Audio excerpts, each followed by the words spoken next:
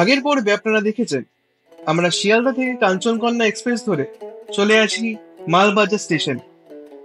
মালবাজার স্টেশনে আমাদের জন্য অপেক্ষা করছিল ট্রাভেল ছুটি দেওয়া ড্রাইভার, যে আমাদের সরাসরি নিয়ে চলে যায় এই ট্রিপের প্রথম স্টে গরুমারা জঙ্গল কুইনে।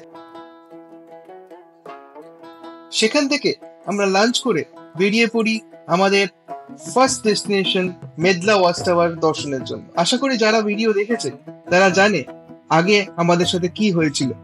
যারা দেখোনি তারা অবশ্যই ভিডিওটা একবার দেখে নাও। চলুন তাহলে এবারে ভিডিওটা শুরু করা যাক।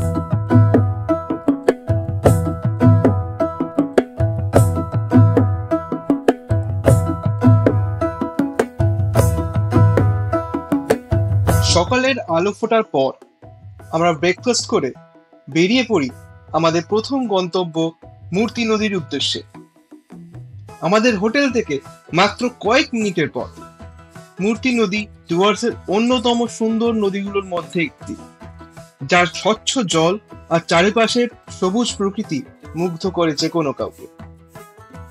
নদীর ধারে কিছুক্ষণ সময় কাটালাম, পাথরের উপর বসে প্রকৃতির শীতল হাওয়া উপভোগ করলাম। অনেকে নদী পার হতে চাইলে সতর্কতার সঙ্গে পার হতে পারে, তবে আমরা সময়ের অভাবে সেটা করিনি।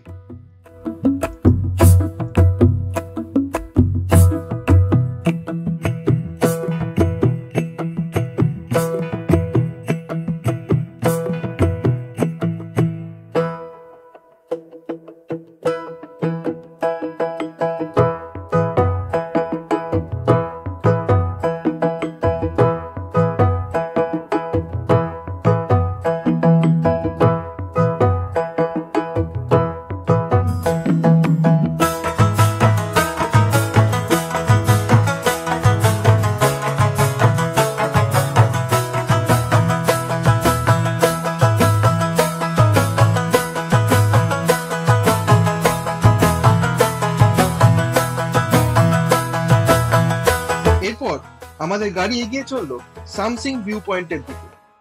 পথে অসাধারণ সব চা বাগান চোখে পড়ল। নরম রোদের আলোতে পাহাড়ের গায়ে সারি সারি সবুজ চা গাছ এক মনোমুগ্ধকর দৃশ্য সৃষ্টি করেছে। আমরা কিছুক্ষণ গাড়ি থামিয়ে এই সুন্দর প্রাকৃতিক দৃশ্যের মধ্যে কিছু ছবি তুললাম। যারা ডুয়ার্স আসছেন তাদের অবশ্যই এই জায়গায় কিছুক্ষণ সময় কাটানো উচিত।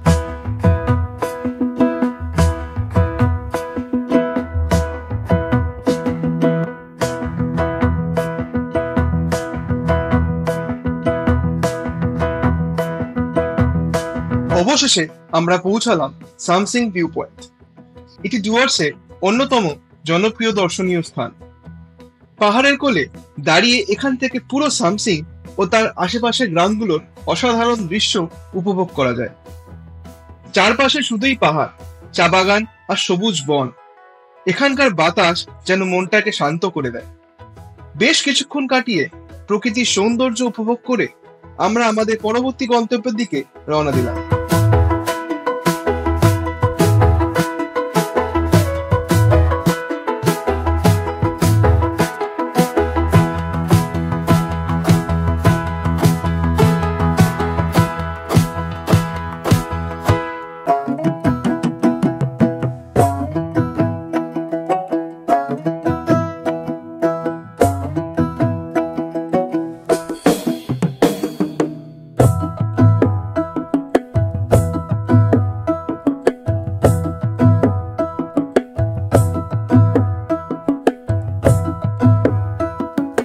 এরপর আমরা পৌঁছালাম রকি আইল্যান্ড, যা বেশ জনপ্রিয় একটি পর্যটন কেন্দ্র। এই জায়গার প্রধান আকর্ষণ হচ্ছে বড় বড় পাথরের উপর দিয়ে বয়ে যাওয়া ঝর্ণার জলধারা। যারা ট্রেকিং ভালোবাসেন তাদের জন্য রকি আইল্যান্ড দারুণ একটি জায়গা। এখানে ছোটখাটো ট্রেকিং করা যায়, পাথরের উপরে বসে ঝর্ণার ঠান্ডা জল উপভোগ করা যায়।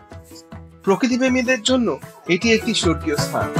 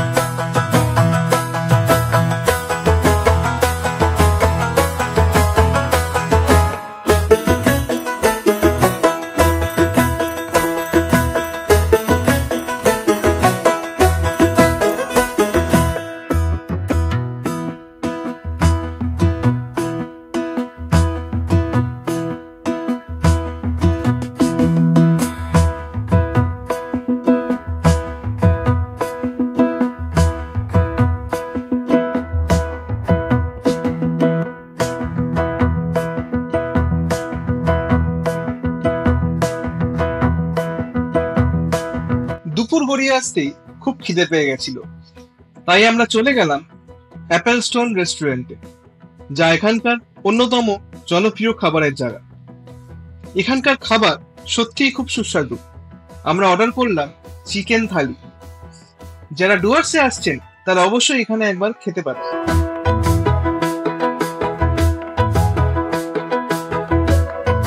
লাঞ্চের পর আমাদের শেষ গন্তব্য ছিল বিন্দু, যা ভারত ভুটানের সীমান্তে একটি অপূর্ব সুন্দর জায়গা। তিস্তা নদীর উপরে একটি বাঁধ আছে, যা একদিকে ভারত এবং অন্যদিকে ভুটানকে সংযুক্ত করে। শান্ত নদী, পাহাড়ের সারি আর ভুটানের চমৎকার দৃশ্য দেখতে দেখতে আমরা সন্ধ্যার দিকে হোটেলে ফিরে এলাম। সত্যি আজকের দিনটা ছিল এক অবিস্মরণীয় অভিজ্ঞতা।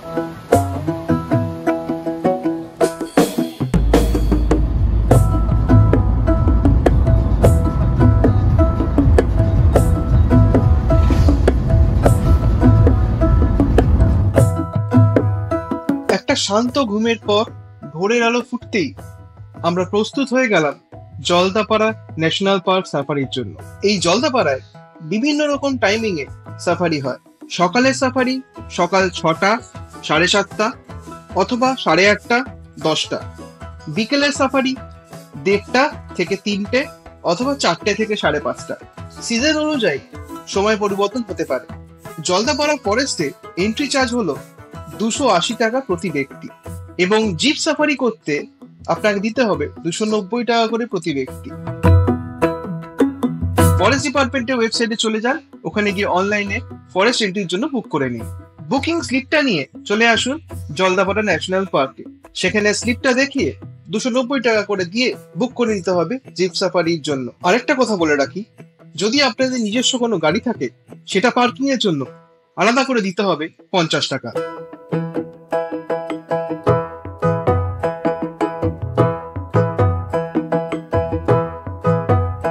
এখানে প্রতিটি জিপ শেয়ারিং বেসিসে চলে, যেখানে 6 জন একসাথে বসতে পারে। কাউন্টার থেকে যে স্লিপটা আপনাকে দেবে, সেই স্লিপে লেখা থাকবে গাড়ির নাম্বার। কিছুক্ষণ ওয়েট করার পর আমাদের গাড়ি চলে আসে, এবং তার সাথে চলে আসে এই জঙ্গল সাফারি আমাদের ট্যুর গাইড।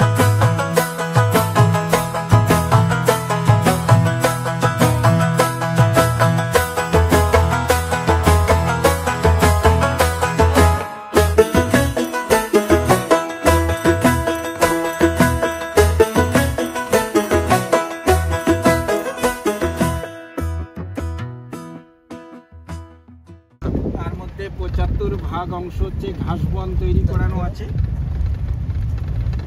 এবার আমরা 15 কিলোমিটার জঙ্গলের ভিতরে যাব। তার মধ্যে হচ্ছে 3টা পয়েন্ট পাবো আমরা। তার মধ্যে হচ্ছে 2টো ওয়াচ টাওয়ার এবং একটা হলং বাংলো। প্রত্যেকটা ওয়াচ টাওয়ার এবং হলং বাংলোর সামনে লবণ দেওয়ার জায়গা করে দেওয়া আছে। যারা তৃণভোজী প্রাণী তারা প্রত্যেকেই খাওয়ার আগে বা পরে এই লবণটা খেয়ে থাকে। এবার লবণটা বিভিন্ন কারণে খায়। জীবজন্তুদের শরীরে সোডিয়ামের অভাব পূরণ করার জন্য ওরা লবণটা খেয়ে জল খায়, তাতে ওদের ইলেকট্রলের অভাবটা পূরণ করে। আর দ্বিতীয়ত হচ্ছে ওদের এক জিনিস খেতে খেতে জিভটা ভারী হয়ে যায়, যার জন্য লবণটা খেয়ে জল খেলে ওদের জিভটা হালকা হয়ে যায় এবং রুচিটা চেঞ্জ হয়ে যায়। আর 3 নাম্বার কারণ, আমরা যারা কষ্ট করে যাচ্ছি জিপ সাফারিতে, যদি মানে সলপিটে যদি ওরা খেতে আসে তাহলে আমরা অনায়াসে দেখতে পাবো। তবে জঙ্গল থেকে মানে জঙ্গলের অবস্থা এরকম যে জঙ্গল থেকে হয়তো ওরা জীবজন্তুরা আমাদেরকে দেখছে, কিন্তু আমরা ওদেরকে দেখতে পাচ্ছি না। এটা হওয়াটাই স্বাভাবিক। এখন আমাদের যে আরেকটা ওয়াচ টাওয়ার আছে, 2টো ওয়াচ টাওয়ারের মধ্যে একটা ওয়াচ টাওয়ার, সেটা হচ্ছে হরিণডাঙ্গা ওয়াচ টাওয়ার। সেই হরিণডাঙ্গা ওয়াচ টাওয়ারটা আমাদের একটু দুর্বল আছে, যার জন্য আমাদের ওই ওয়াচ টাওয়ারটা উঠতে দেয় না, এবং আমরা গাড়ি থেকে কেউ নামবো না। আমরা শুধু জাস্ট রাউন্ড দিয়ে যদি ঘাসবনে কিছু অ্যানিমেলস থাকে তাহলে আমরা দেখে নেব।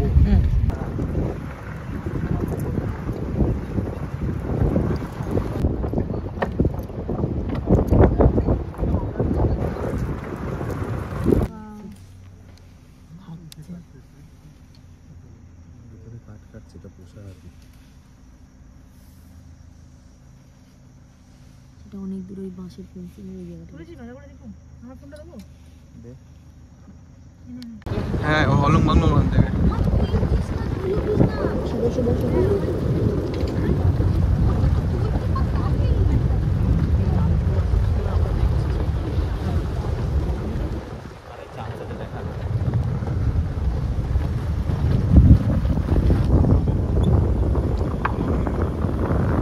পরিষ্কার জল।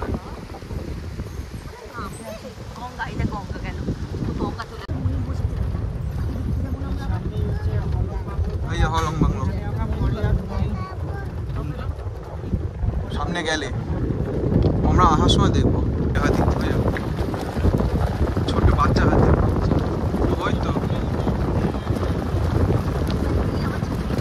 জাম্বো, ওই যে জাম্বো, ওদিকেই দেখবে, ওদিকেই থাকবে।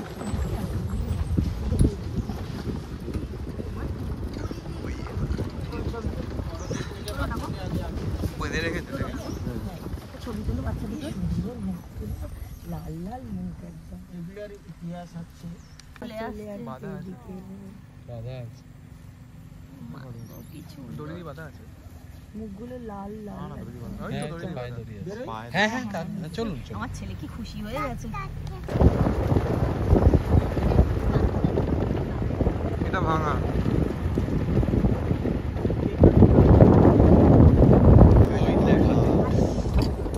ওই দেখ হরিণ, ওই তো উপর দেখ। ও এই পালিয়ে গেল, পালিয়ে গেল, দৌড়ে পালিয়ে গেল। হরিণ হরিণ ওই তো পালিয়ে গেল, ওই তো পালিয়ে গেল। সিংহালা ওটা আবার। সব দেখবো আজ। এটাও বেশি বয়স না কিন্তু এটারও।